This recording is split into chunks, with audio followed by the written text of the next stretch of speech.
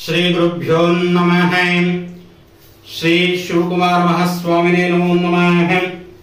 ಆತ್ಮೀಯ ಪ್ರೀತಿಯ ವೀಕ್ಷಕರೇ, ಶ್ರೀ ಬಸವೇಶ್ವರ ಜ್ಯೋತಿಷ್ಯ ಯೂಟ್ಯೂಬ್ ಚಾನೆಲ್ನ ಎಲ್ಲ ವೀಕ್ಷಕರಿಗೂ ಕೂಡ ಆರ್ಥಿಕ ಸುಸ್ವಾಗತವನ್ನು ಬಯಸ್ತೇನೆ. ಪ್ರೀತಿಯ ವೀಕ್ಷಕರೇ, ಜುಲೈ ತಿಂಗಳ ಕನ್ಯಾ ರಾಶಿಯ ಮಾಸಿಕ ಭವಿಷ್ಯವನ್ನು ನಾವು ನೋಡ್ತಾ ಇದ್ದೀವಿ.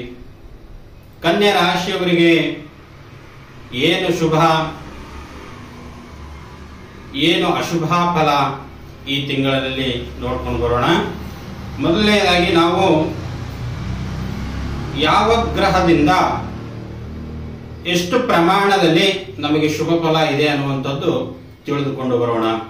ಇಲ್ಲಿ ರವಿ ದಶಮಾ ಭಾವದಲ್ಲಿ ಇರುವುದರಿಂದ ಯಶಸ್ಸು ಮತ್ತು ತಾವು ಮಾಡಿರ್ತಕ್ಕಂಥ ಯಾವುದೇ ಒಂದು ಕೆಲಸ ಕಾರ್ಯಗಳನ್ನ ಕೈಗೊಂಡಿದ್ದೇ ಆದಲ್ಲಿ ಅದಕ್ಕೆ ಜಯವನ್ನ ಪ್ರಾಪ್ತಿಯಾಗುವಂತಹ ಸಾಧ್ಯತೆಯೂ ಕೂಡ ಇಲ್ಲಿ ಸೂಚಿಸ್ತಾ ಇದೆ.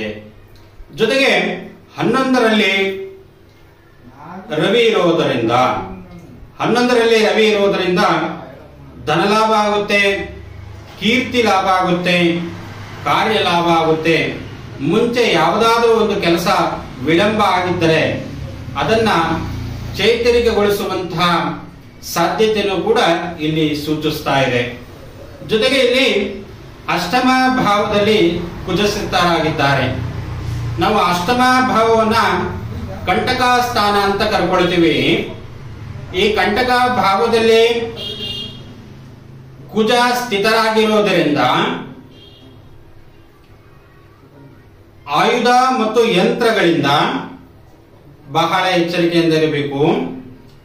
ಹಾಗೂ ವಾಹನ ಚಾಲನೆಯಿಂದ ಬಹಳ ಎಚ್ಚರಿಕೆಯನ್ನ ವಹಿಸಬೇಕಾಗಿರತಕ್ಕಂಥದ್ದು.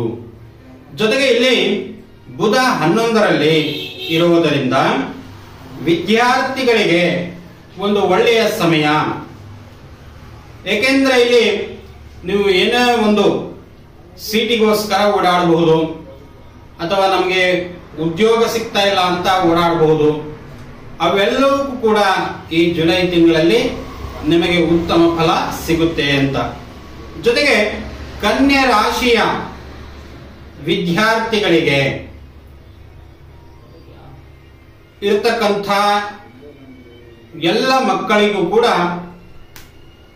ವಿದ್ಯಾಭ್ಯಾಸದಿಂದ ನಿಮಗೆ ಸುಖವನ್ನು ಅನುಗ್ರಹ ಆಗುತ್ತದೆ ಅಂತ. ಹಾಗಾಗಿ ಇಲ್ಲಿ ಕನ್ಯಾ ರಾಶಿಯವರಿಗೆ ಮಿತ್ರರಿಂದ ಲಾಭಾದಿಗಳನ್ನ ಬರುವಂತಹ ಸಾಧ್ಯತೆಯನ್ನು ಕೂಡ ಸೂಚಿಸ್ತಾ ಇದೆ. ಇನ್ನು ಗುರುಗ್ರಹ 9ನೇ ಮನೆಯಲ್ಲಿ ಇರುವುದರಿಂದ ಗುರುಬಲ ಸಂಪೂರ್ಣವಾಗಿ ಇದೆ. ಗುರುಬಲ ಇದೆ ಅಂತ ಹೇಳ್ತೀರಾ ಗುರುಗಳೇ, ನಮ್ಮ ಕೆಲಸಗಳು ಕಾರ್ಯಗಳು ಯಶಸ್ಸುಗೊಳ್ತಾ ಇಲ್ಲ, ಅದಕ್ಕೆ ನಾವೇನು ಮಾಡಬೇಕು ಅಂತಂದ್ರೆ, ಗುರು ಇಲ್ಲಿ 9ರಲ್ಲಿ ಇರುವುದರಿಂದ ನಿಮ್ಮ ನೈಪುಣ್ಯತೆ, ನಿಮ್ಮ ಜಾಗ್ರತೆಯಿಂದ ನಿಮಗೆ ಧನಲಾಭ ಆಗುವಂಥದ್ದು ಕೂಡ ಇಲ್ಲಿ ಸೂಚಿಸ್ತಾ ಇದೆ. ಜೊತೆಗೆ ಇಲ್ಲಿ ಅಧಿಕಾರ ವರ್ಗದಿಂದ ರಾಜಕೀಯ ವರ್ಗಕ್ಕೂ ಕೂಡ ಉತ್ತಮ ಸ್ಥಾನಮಾನವನ್ನ ಸೂಚಿಸ್ತಾ ಇದೆ. ಜೊತೆಗೆ ಇಲ್ಲಿ ಶುಕ್ರ 10ರಲ್ಲಿ, ಶುಕ್ರನನ್ನ ನಾವು ಹಣಕಾಸಿಗೆ ಕಾರಕ ಅಂತ ಕರ್ಕೊಳ್ತೀವಿ. ದಶಮ ಭಾವದಲ್ಲಿ ಇರುವುದರಿಂದ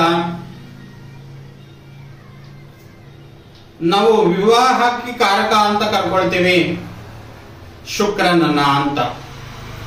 ದಶಮದಲ್ಲಿ ಗುರು ಶುಕ್ರ ಇರುವುದರಿಂದ ಕೌಟುಂಬಿಕ ಜೀವನದಲ್ಲಾಗಿರ್ಬೋದು, ಸಾಂಸಾರಿಕ ಜೀವನದಲ್ಲಾಗಿರ್ಬೋದು,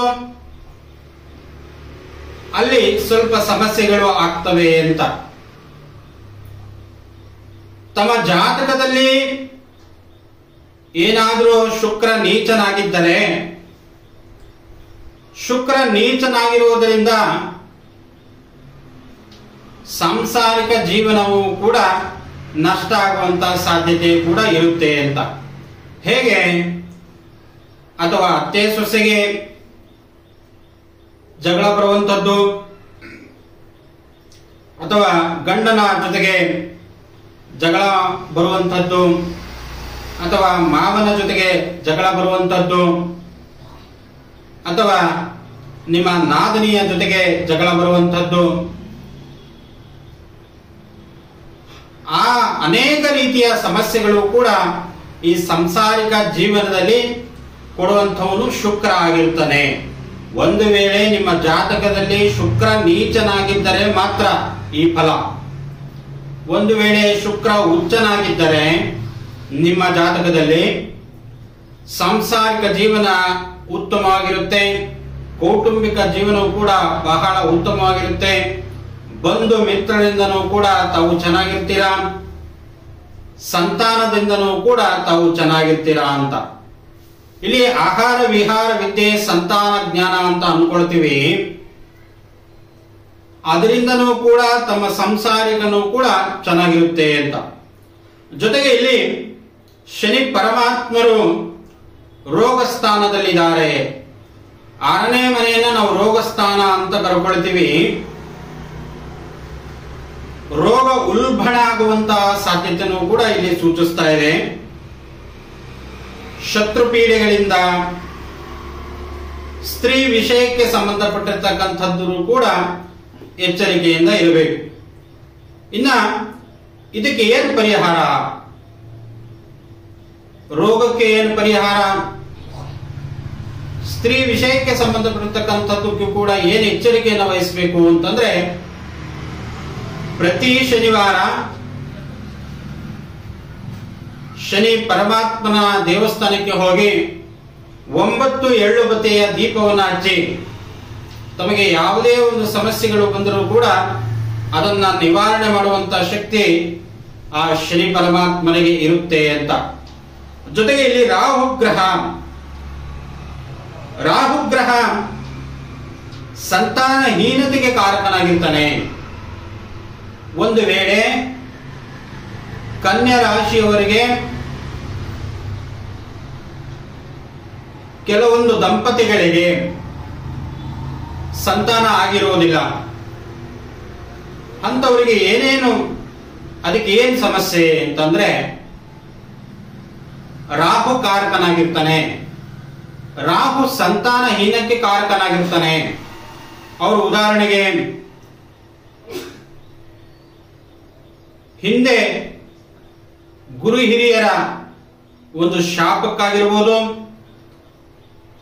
ಅಥವಾ ಗುರುಗಳ ಶಾಪವನ್ನಾಗಿರ್ಬೋದು, ಅಥವಾ ಮಾತೃ ಶಾಪದಿಂದ ಆಗಿರ್ಬೋದು,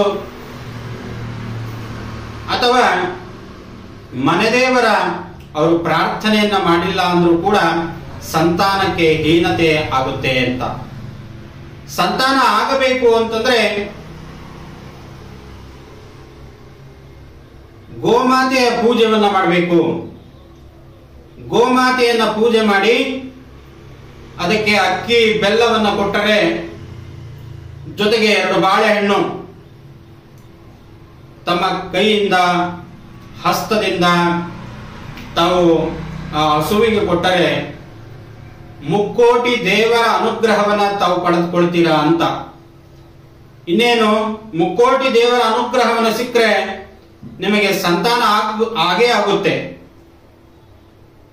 ನೀವು ಇದನ್ನ ಮಾಡಿ ನೋಡಿ. ಕನ್ಯಾ ರಾಶಿಯ ಎಲ್ಲ ವೀಕ್ಷಕರಿಗೂ ಕೂಡ ಇದನ್ನ ನೀವು ಪರೀಕ್ಷೆ ಮಾಡಿ ನೋಡಿ. ನಿಮಗೆ ಸಂತಾನ ಇಲ್ಲ ಅಂದ್ರೂ ಕೂಡ ಈ ತರ ಮಾಡಿ ಸಂತಾನ ಆಗೇ ಆಗುತ್ತೆ ಅಂತ. ಜೊತೆಗೆ ಇಲ್ಲಿ ನಾವು ಈಗೆಲ್ಲವೂ ಕೂಡ ಒಳ್ಳೆಯ ವಿಚಾರಗಳನ್ನ ಹೇಳಿದ್ವಿ, ಶುಭ ಫಲಗಳನ್ನ ಹೇಳಿದ್ವಿ, ಏನೇನು ಎಚ್ಚರಿಕೆಯನ್ನು ವಹಿಸಬೇಕು ಅನ್ನುವಂಥದ್ದು ಕೂಡ ಹೇಳಿದ್ವಿ. ಯಾವುದರಿಂದ ಎಚ್ಚರಿಕೆಯಿಂದ ಇರಬೇಕು? ತಾವು ದಿನನಿತ್ಯದ ಕೆಲಸ, ಆದ್ರೆ ಈಗ ಯಾವುದೋ ಒಂದು ಕಂಪನಿಗೆ ನೀವು ಹೋಗ್ತೀರಾ ಅಂತ, ಪ್ರತಿದಿನ ನೀವು ಕಂಪನಿಯಲ್ಲಿ ಕೆಲಸವನ್ನ ಮಾಡ್ತೀರಾ. ಆ ಕೆಲಸ ಮಾಡುವಂತ ಸಮಯದಲ್ಲಿ ನೀವು ಯಂತ್ರೋಪಕರಣಗಳನ್ನ ಬಳಸುವಂತ ಸಮಯದಲ್ಲಿ ಆಗಿರ್ಬೋದು, ಅಥವಾ ಅಲ್ಲಿರ್ತಕ್ಕಂಥ ಮಿಷನರೀಸ್ ಗಳಿಂದನೂ ಕೂಡ ಎಚ್ಚರಿಕೆಯನ್ನ ವಹಿಸಬೇಕಾಗಿರ್ತಕ್ಕಂಥದ್ದು. ಅಥವಾ ನಮ್ಮ ವಾಹನ ಚಾಲಕರಿಗೆ ತಾವು ಮಾಡುವಂತಹ ವಾಹನ ಚಾಲನೆಯಿಂದ ಅಪಘಾತಗಳು ಆಗಬಹುದು. ಈ ತಿಂಗಳಲ್ಲಿ. ಅದಕ್ಕೆ ಏನು ಮಾಡಬೇಕು? ಆ ಅಪಘಾತಗಳಿಂದ ಏನೇನು ಪ್ರಾಬ್ಲಮ್ಗಳನ್ನಾಗ್ತವೆ. ಕುಜ ರಕ್ತಕಾರಕನಾಗಿದ್ದು, ಕುಜ ರಕ್ತವರ್ಣನಾಗಿದ್ದು, ಕುಜ ಅಷ್ಟಮ ಭಾವವನ್ನು ನಾವು ಕಂಟಕಾಸ್ಥಾನ ಅಂತ ಅನ್ಕೊಳ್ತೀವಿ. ಆ ಭಾವದಲ್ಲಿ ಇರುವುದರಿಂದನೇ ಈ ಸಮಸ್ಯೆಗಳು ಬರಬಹುದು. ವಾಹನ ಅಪಘಾತ ಆಗಬಹುದು, ಯಂತ್ರೋಪಕರಣಗಳಿಂದ ತೊಂದರೆ ಆಗಬಹುದು, ಅಥವಾ ಬಂಧು ಮಿತ್ರರಿಂದ ತೊಂದರೆ ಆಗಬಹುದು, ಅಥವಾ ಮನೆಯಲ್ಲೇ ನಾವೇನು ಮಾಡಿಲ್ಲ, ಇದು ಏನು ನೋಡಿ ನಮಗೆ ಗ್ರಹಚಾರ ಅಂತ ಕರಿತೀವಿ. ನನಗೆ ನಿನ್ನೆ ಒಬ್ರು ಫೋನ್ ಮಾಡಿದ್ರು, ಮನೆಯಲ್ಲೇ ಜಾರು ಬಿದ್ರು ಸ್ವಾಮಿ ಅಂತ ಹೇಳಿದ್ರು. ಇದಕ್ಕೆ ಏನು ಸಮಸ್ಯೆ, ಇದಕ್ಕೆ ಏನು ಪರಿಹಾರ ಅಂತ ಹೇಳಿದ್ರು. ನಾನು ಹೇಳಿದೆ, ಇದಕ್ಕೂ ಕೂಡ ನಿಮ್ಮ ಜಾತಕದಲ್ಲಿ ಕುಜ ನೀಚನಾಗಿದ್ದಾನೆ, ಶನಿನೂ ಕೂಡ ನೀಚನಾಗಿದ್ದಾನೆ, ರಾಹು ಕೂಡ ನೀಚನಾಗಿ ಶತ್ರುವಿನ ಮನೆಯನ್ನ ವೀಕ್ಷಣೆ ಮಾಡ್ತಾ ಇದ್ದಾನೆ. ಅದನ್ನ ಆ ಪರಿಣಾಮದಿಂದ ಈ ಎಲ್ಲ ಸಮಸ್ಯೆಗಳು ಆಗ್ತಾ ಇದ್ದಾವೆ.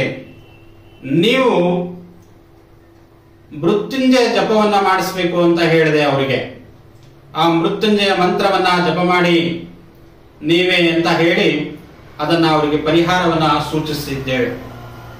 ಜೊತೆಗೆ ಇಲ್ಲಿ ಏನೇ ಸಮಸ್ಯೆಗಳು ಬಂದರೂ ಕೂಡ ಅದಕ್ಕೆ ಪರಿಹಾರ ಏನು ಅಂತಂದ್ರೆ, ಪ್ರತಿನಿತ್ಯ ನೀವು ಎದ್ದೇಳ್ತೀರಾ, ಸ್ನಾನವನ್ನ ಮಾಡ್ಕೊಳ್ಳಿ, ಶುಚಿಯಿಂದ ಭಗವಂತನ ಆರಾಧನೆಯನ್ನ ಮಾಡಿ, ಶಿವನ ಆರಾಧನೆಯನ್ನ ಮಾಡಿ, ಶಿವನ ಪ್ರಾರ್ಥನೆಯನ್ನ ಮಾಡಿಕೊಂಡು ತಮ್ಮ ದಿನನಿತ್ಯದ ಕೆಲಸ ಕಾರ್ಯಗಳಿಗೆ ಹೋಗಿ ಶಿವನ ಪ್ರಾರ್ಥನೆಯಿಂದ ಏನೇನು ಸಿಗುತ್ತೆ ಅಂದ್ರೆ ಕಾರ್ಯಸಿದ್ಧಿ ಆಗುತ್ತೆ. ತಾವು ಹೋಗುವಂತ ಯಾವುದೇ ಒಂದು ಕೆಲಸ ಆಗಿರ್ಬೋದು, ಅಭಿವೃದ್ಧಿಯನ್ನು ಹೊಂದ್ತೀರಾ, ಎಲ್ಲಾ ರೀತಿಯಾಗಿ ಶುಭ ಫಲಗಳನ್ನ ತಾವು ಕಾಣ್ತೀರಾ ಅಂತ. ಶ್ರೀ ಬಸವೇಶ್ವರ ಜ್ಯೋತಿಷ್ಯ ಯೂಟ್ಯೂಬ್ ಚಾನಲ್ ತಾವು ಸಬ್ಸ್ಕ್ರೈಬ್ ಮಾಡುವುದನ್ನ ಮರಿಬೇಡಿ ಅಂತ ಹೇಳ್ತಾ, ಸರ್ವೋ ಜನ ಸುಖಿನೋ ಭವಂತು, ಸಮಸ್ತ ಲೋಕ ಸುಖಿನೋ ಭವಂತು.